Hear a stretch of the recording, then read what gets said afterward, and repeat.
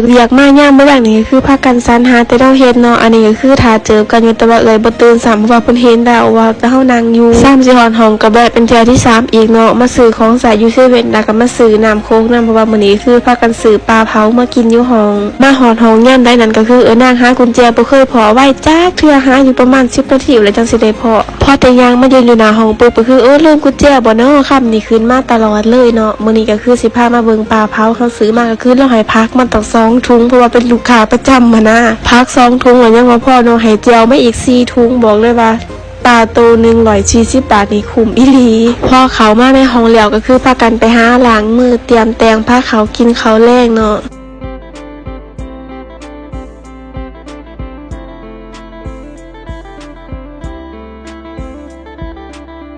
นี่เด้อเรียบร้อยเมื่อแล้วมากินข้าวแลงน้ำกันเด้อซึ่งเจ้าอันนี้ก็คือคนบ่หิวเขาแต่ว่ากินทั้งข้าวเหนียวข้าวเจ้าเลยที่เด็ดของปลาเผาของข่อยนั่นก็คือการกินเจาะตามันนี่แหละ2ตานี่คือแซ่บอีหลีบ่มีผู้ใดญาติว่า2คนเพิ่นบ่กินบอกเลยว่าหัวนั่นใดเฮาทุกเทื่อเลยนี่เลยเนาะคำแดกคำอิดนั่นก็คือคำใหญ่ๆไปเลยจนว่าอ้าปากแทบสิบ่ได้ขนาดยัดเข้าปากแทบสิบ่ลงมันใหญ่โพดบอกเลยว่าแซ่บอีหลีขอตัวไปกินก่อนบ๊ายบาย